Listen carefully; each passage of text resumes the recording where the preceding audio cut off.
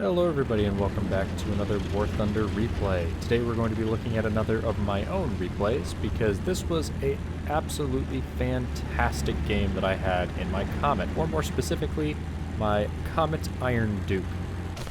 Now what is the Comet Iron Duke, you may be asking, because this is a fairly old vehicle and to my knowledge it's only been brought back one other time. And it's just a Comet. It's just a special Comet with a skin. It's pretty much all it is. So, premium Comet, same BR, same everything. To my knowledge, it might get something special, maybe an extra smoke grenade or something. Gaijin likes to toss those sorts of things in from time to time, but for the most part, it's just a special Comet with a unique skin that has some different decals on it, which of course Gaijin has managed to break and has not fixed yet. But yeah, that's neither here nor there. How did you originally get the Iron Duke, you may be asking? Well, for that, we have to go all the way back to 2016 in the World War II Chronicles event. Many of you watching right now might not even know what Chronicles were, because it has been a very long time since Gaijin has run those. And yeah, it was a very nice event. I really miss the fact that we had them. I don't know why Gaijin decided to stop running them, but you may be thinking it's just like some of the newer events where you would grind tasks in normal battles, or the most current one you would grind points in different battles. But no, it was actually a full-fledged event where, just like in the modern ones, you would get a vehicle at the end for getting a certain amount of marks of distinction or stars, whatever you want to call them. But in Chronicles, all of that was done in special events that would rotate and would basically try to recreate different battles over the course of World War II, hence World War II Chronicles. And it was a really, really fun event mode. I don't think that they would bring it back necessarily for an event per se, like to grind things out. But I really wish they would bring it back as just like a weekend event or something, because it was a really, really cool way for you to be able to use different vehicles in ways that you can't in normal events. For example, one of them was a recreation of some of the early World War II battles, and you would have on one side, you could basically infinitely spawn as, well, not infinitely, but you would have unlimited, as long as you had the spawn points, of different vehicles, and then the spawn points you would get, you could use to unlock. Think of them as like elite vehicles, and it would be something like the Dicker Max on the German side, and you would only have a limit of one or two of those on your team, and on the Soviet side you would have one or two Su-100Ys, maybe one or two KV-1s, something along that line. And it was really, really rewarding because the people that performed well in the battles would be able to get those cool, unique vehicles, take them out, and perform excellently in the battle. And it was just a very, very cool event, and I would like to see them bring it back in the future, but I highly doubt we will. But yeah, if you remember Chronicles, because they ran it for at least a couple years, let me know in the comments, because I'm curious to know how many people still playing today actually played those, because I think either the 2016 or 2015 ones were the last time that they actually ran them. But enough reminiscing about long-forgotten event game modes in War Thunder.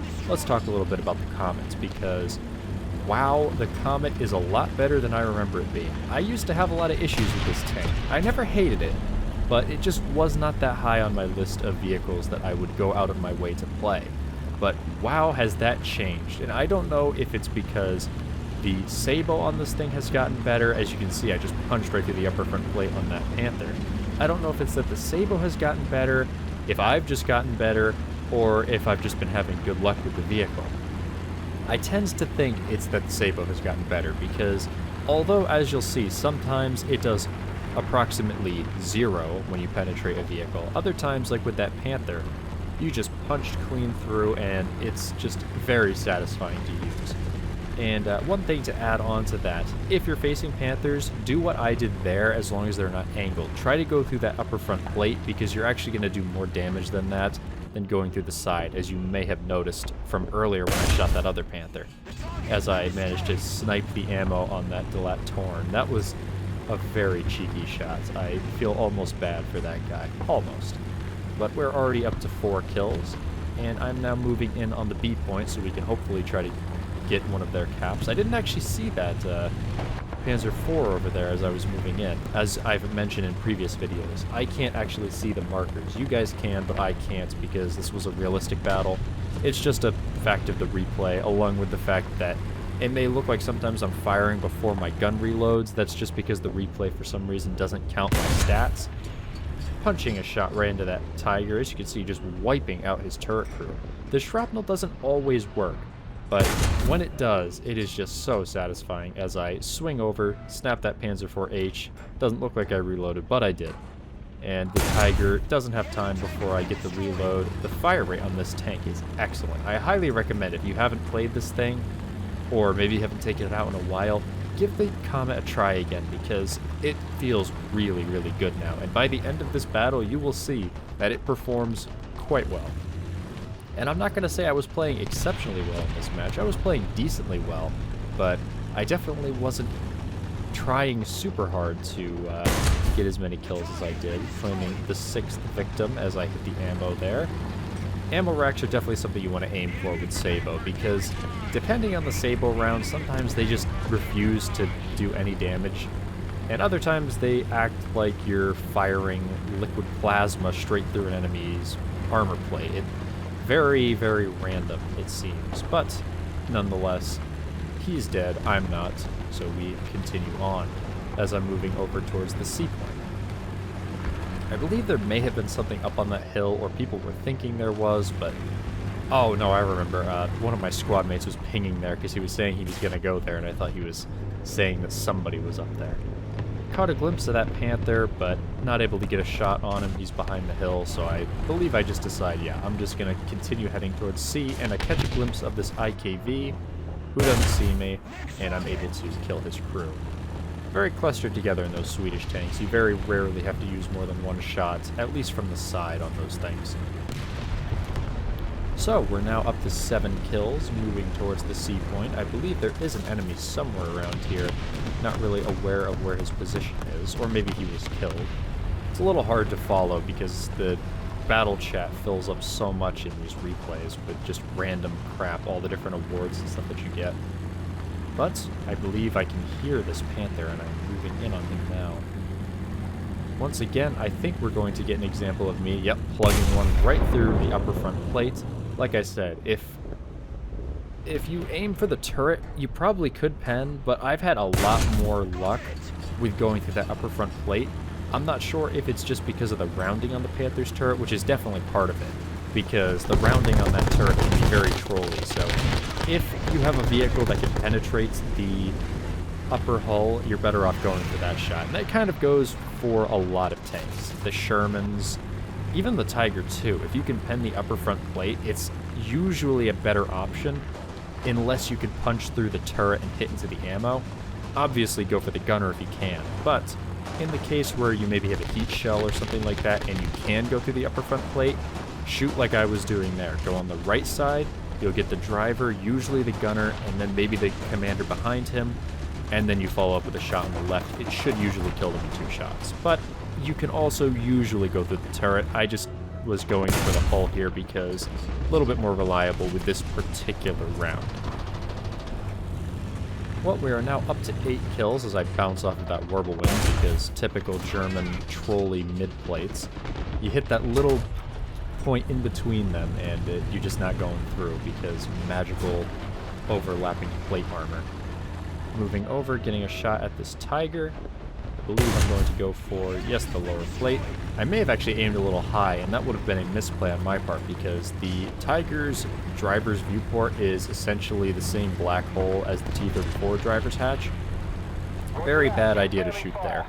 You'll notice as I shoot at Tigers, I almost always will go for the center of the upper front plate or the sides, because if you try to shoot near the machine gun port or the driver's viewport, it's just asking for disaster, and it just usually ends up in either your death or you have to reload and shoot again, especially when you're using the Soviet 122mm. I cannot count the number of times I've shot the center of the upper front plate and just nicked one of those points, and it just refuses to do anything after that. Very disappointing. Not able to secure the kill on that 88 flak truck. I think he dies right as my shell is in midair. Panzer IV-H manages to nick my engine, but I'm able to kill him with one shot through that upper front plate, and turning over to engage this Ostwind, and he is dead as well, up to 11 kills, and we still haven't lost a single crew member. This is definitely not normal for the Comet. The survivability on this thing is not exceptionally good. The turret armor is okay. You will bounce quite a few things off of the turret if you're using the gun depression or if they catch it at a weird angle, but the hull armor on this thing is really not much better than a Cromwell, so don't rely on that. You can do a little bit of angling with this with it being so square, but you're better off hiding the hull entirely or flanking like I've been doing for most of this match. I felt like I was going to say something earlier and I just completely went off on a tangent there, so hopefully I didn't, but if I did, be sure to call me out on it in the comments down below. So we're now just kind of waiting here. I'm getting more ammo because if you hadn't noticed, I was down to like one shell, so gotta grab a few more shells. My squad mate, Volp, over there is in need of help because he's engaging a couple vehicles, but I have to make sure that I get more ammo first because I'm not going to be much help to him if I get over there and then I have approximately 0 ammo left. Yeah, that'd be helpful to no one on my team, especially not myself because I'd probably end up dying. So I'm just waiting for the 10th round to load into the vehicle, and then we're going to push in and go and help him out with, I think he has a Panther D friend and also a Tiger that he's engaging. So, got the ammo up, and we're going to start moving in. Drop down the hill here, and we're moving around. I'm going to head to the left because I want to get on the flank. It's never a good idea if you have somebody that's in an engagement like that. Don't drive over to them if you have the ability to flank around within the amount of time before they're going to be engaged, because the enemies are all going to be aiming their guns directly at your friendly. So if you drive over there, as you can see, the Tiger does seem to have caught a glimpse of me, but he's a little bit too slow and I'm able to get him. But both him and the Panther were likely aiming over at the TV. So if I drive over there, odds are they're going to shoot me.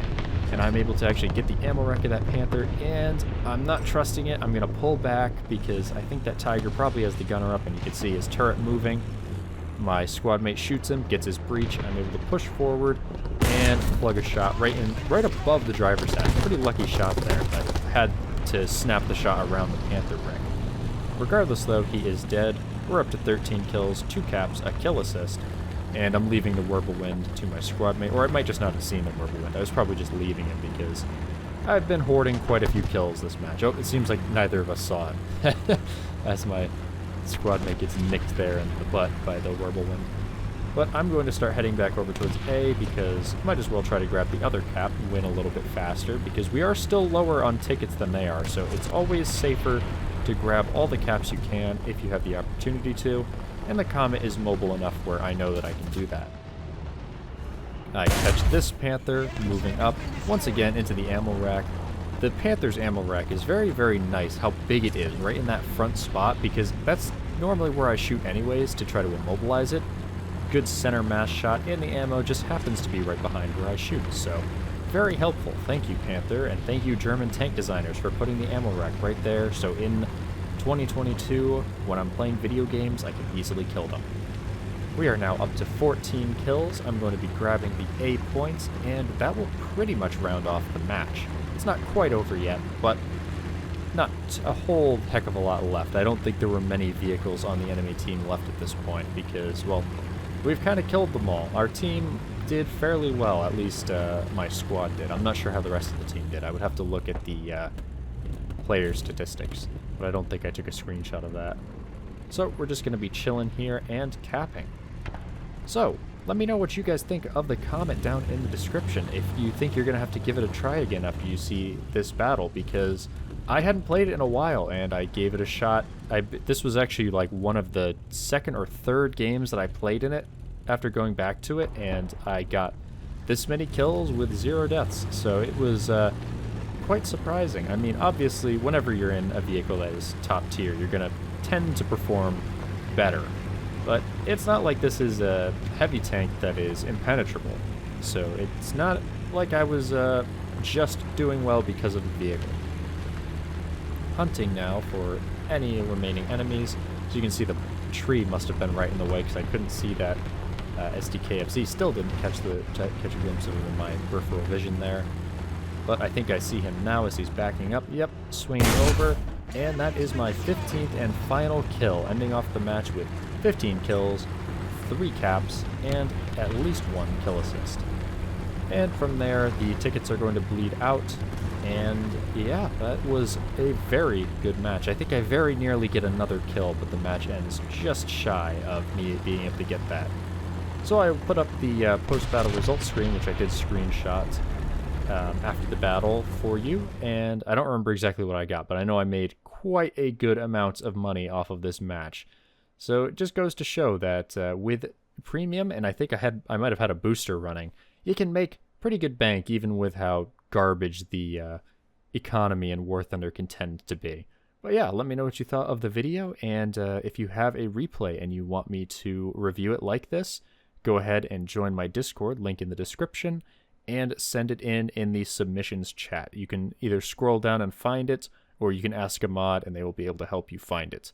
And I would love to see what you guys accomplish and feature some of your replays on this channel. Thank you all so much for watching. Don't forget to like and subscribe if you enjoyed it, and I will see you all in the next video.